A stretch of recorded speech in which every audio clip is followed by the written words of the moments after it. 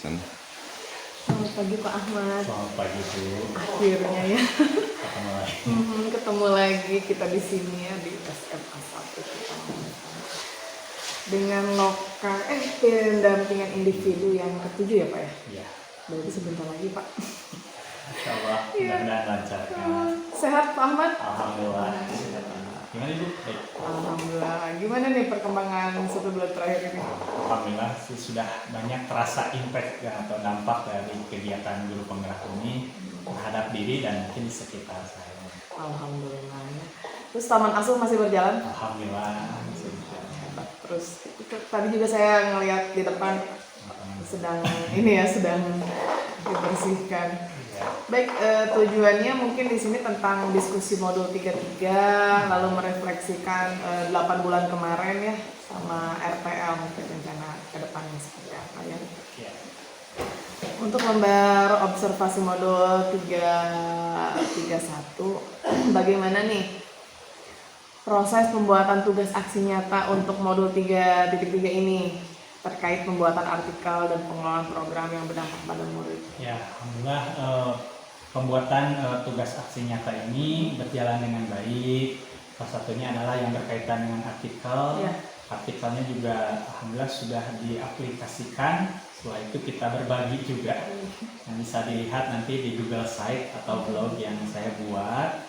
Nah, tentu saja ini yang berkaitan dengan berdampak pada murid. Alhamdulillah sudah berjalan juga. Boleh tahu artikelnya tentang apa itu Pak? Ya. Soalnya banyak sih ya praktek baik yang dibuat di SMA. Tentu saja praktik atau aksi nyata yang saya buat itu ada di Google Site-nya. Itu bisa dikunjungi juga di Google Site yang saya buat. Salah satunya adalah tadi program-program dan salah satunya itu tadi yang Taman Asuh. Taman Asuh ya. Ya, pembelajaran diferensiasi, bagaimana coaching itu juga sudah dibuat. Lalu bagaimana nih perasaan Bapak selama membuat tugas tersebut? Ya, perasaannya senang, enjoy, soalnya udah mulai terbiasa sih. Terbiasa dengan kesibukan dan terbiasa dengan ya. Kreatif. Kreativitas yang tinggi soalnya kan ya CGP ini. Lalu apa pembelajaran yang dapat Bapak buat selama pembuatan tugas tersebut? Ya, yang didapat oleh yang Bapak? saya dapat dalam pembelajarannya mungkin saya lebih kepada pengelolaannya ya. Pengelolaan program itu yang secara berkala dan mungkin ini ada impact atau dampaknya kepada siswa. Mungkin program-program itu yang sulit itu mempertahankannya. Nah, tapi kita juga berupaya bagaimana caranya program-program yang kami jalani itu secara istiqomah terus berjalan dan tentu saja mendapatkan dampak kepada siswanya gitu. Ada manfaatnya kepada siswanya. Lalu apa nih rencana Bapak terkait pembelajaran yang didapat berdasarkan proses pembuatan tugas aksi nyata tersebut? Ya, rencananya ke depan sih insya Allah ya kita akan coba terus kembangkan ya. Kita evaluasi bagi yang kurang-kurangnya kita perbaiki gitu. Lalu kita akan lakukan secara terus-menerus sehingga asas kebermanfaatannya atau dampak kepada siswanya itu senantiasa terasa. Mantap. Mudah-mudahan ya tetap dipertahankan atau mungkin ada lagi aksi nyata yang selanjutnya ya dari praktik baik yang akan dibuat nanti. Insyaallah. Nah, sekarang lembar observasi modul 3.2 ya tentang di instrumen ini tujuannya merefleksi perubahan dalam pembelajaran yang sudah diterapkan selama 8 bulan kemarin.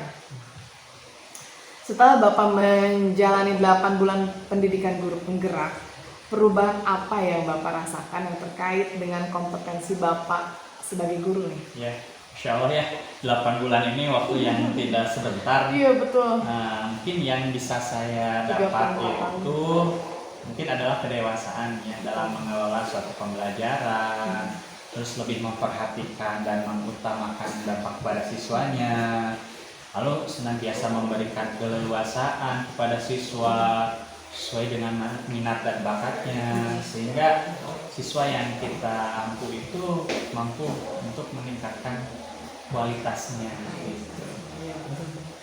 Berdasarkan yang Bapak alami nih, perubahan apa saja yang terjadi pada diri murid Bapak setelah Bapak menjalani program 8 bulan ini? Ya, mungkin lebih kepada siswa itu untuk membuka diri ya, untuk belajar, lalu mempersiapkan sumber belajarnya pun bukan hanya dalam satu sisi, satu titik guru aja, tapi bisa diambil dari sumber yang lain. Lalu juga siswa lebih termotivasi, lalu mempunyai kemauan, minat yang banyak juga sesuai dengan harapannya, dan tentu saja bakat dan minatnya itu tumbuh semakin berkembang, semakin berkembang. Kreativitasnya juga mungkin akan muncul terus ya Pak Tentu ya. saja karena kita memberikan keleluasan ke anak tersebut, sehingga anak tersebut senantiasa mengeluarkan pendapatnya, keinginannya, ingin itu dan ingin ini bisa terfasilitasi. Wah, hebat sekali dok. Alhamdulillah. Apa saja nih hal yang membuat perjalanan 8 bulan ini cukup memuaskan Pak? Nah, bagi saya perubahan diri menjadi yang lebih baik itu mungkin yang membuat saya itu lebih puas gitu, dan ada perubahan kepada di sekitarnya gitu, khususnya itu siswa. Ya. Betul. Apa saja nih yang membuat perjalanan 8 bulan ini cukup menantang bagi Bapak ini? Ya, untuk merubah sesuatu itu yang misalnya yang terbiasa dengan zona nyaman misalnya ya, anak itu sangat menantang sih bagi saya ya, ke sebuah tantangan sehingga menjadi suatu keberhasilan itu.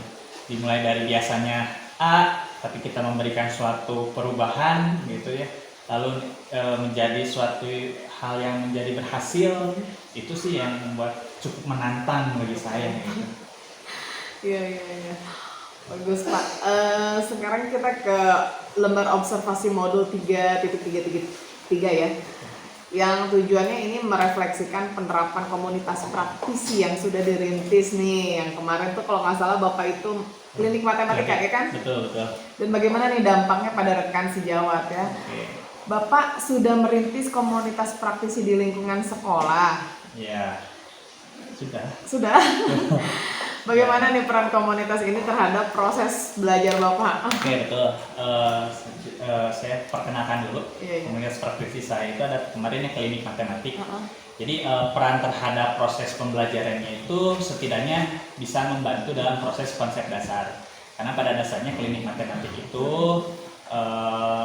bukan menyembuhkan menyembuhkanlah siswa itu karena kesulitan dalam konsep dasar, sehingga impact atau dampaknya terhadap proses pembelajaran pun itu sangat membantu.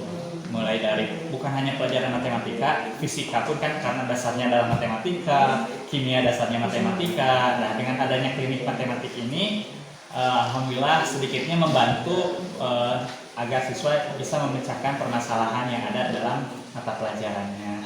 Wah, mantap ya Pak ya. Udah ini sama sekitar selain SMA ini ada nggak? Atau masih di sekitar? Masih dalam bentuk MGMP terlebih dahulu ya. Ini juga harus memperkuatkan. Diperkuat dulu ya Pak ya. Nanti ke depannya memperluas sayap. Insyaallah. Iya. Apa saja nih perubahan menyenangkan yang Bapak alami dari rekan komunitas praktisi Bapak? Ya, saya menyenangkannya itu bisa diskusi lebih intens gitu. Lalu bisa terbuka, punya kesulitan apa, memberi solusi bersama gitu. Selain daripada itu, kita juga lebih terbuka untuk membuka wawasan. Apa nih dukungan yang Bapak perlukan untuk komunitas praktisi Bapak agar bisa terus belajar ya? Belajar bersama gitu. Dukungan mungkin dari internal dan eksternal juga ya. Kalau misalnya dari internal itu mungkin mulai dari diri sendirinya dulu. Selain itu eksternal itu supportnya juga, betul support juga dari warga sekitar ya. Selain daripada itu sarana dan prasarana juga kami butuhkan untuk mendukung komunitas praktisi yang saya jalani. Baik, sekarang kita pindah ke observasi modul 3.34 ya Pak ya. Ini tujuannya tentang diskusi rencana belajar mandiri setelah program guru penggerak ini selesai dan penilaian atau evaluasi rencana tindak lanjut atau RTL CGP pasca pendidikan. Baik, setelah Bapak menyelesaikan program ini, apa kompetensi kepemimpinan sekolah yang ingin Bapak kembangkan lebih lanjut? Yang saya ingin kembangkan itu adalah di kompetensi mengembangkan diri dan orang lain. Kenapa demikian? Kemarin kan diberikan hasil angket ya kepada siswa dan rekan-rekan, ada beberapa hal yang latar belakangi kenapa ingin mengembangkan diri dan orang lain gitu. Salah satunya adalah kita itu masih ada dalam kategori anti perubahan, masih dalam enak di zona nyaman gitu ya. Betul. Kalau bahasanya apa ya? Terbahan. Iya, maka dari itu kita ingin khususnya saya pribadi ingin mengembangkan diri, keluar melihat jendela di luar bagaimana, lalu mengajak rekan-rekan yang lain, ayo ada yang lebih baik di sana dan bisa diterapkan di sekolah ini. Wah, mantap itu, berarti saling bertukar ya, bertukar Iya. praktik lah, bagus lah, praktik baik.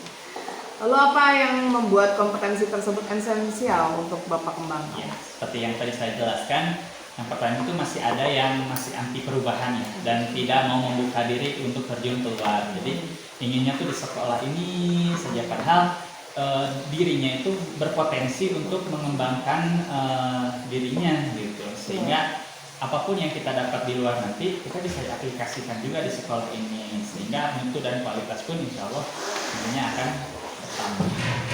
Betul Pak, seperti ada pepatah nih Pak bilang, orang pintar kalau tidak rajin tetap saja bakal seperti itu, tapi kalau orang rajin walaupun tidak pintar tapi dia akan berkembang terus. Gitu. Baik nih, apa indikator keberhasilan dari pengembangan kompetensi yang Bapak rencanakan? Ini tuh, jadi kita mempunyai wawasan yang luas, tidak anti perubahan. Kalau ada perubahan yang jujur lebih baik, kenapa tidak gitu? Iya. Apa saja nih potensi seperti aset atau sumber daya internal dan eksternal ya yang sudah Bapak petakan untuk mendukung pengembangan kompetensi tersebut? Ya, tentu saja ketika kita ingin merubah sesuatu anti perubahan itu, kita harus mempunyai keinginan yang kuat terlebih dahulu.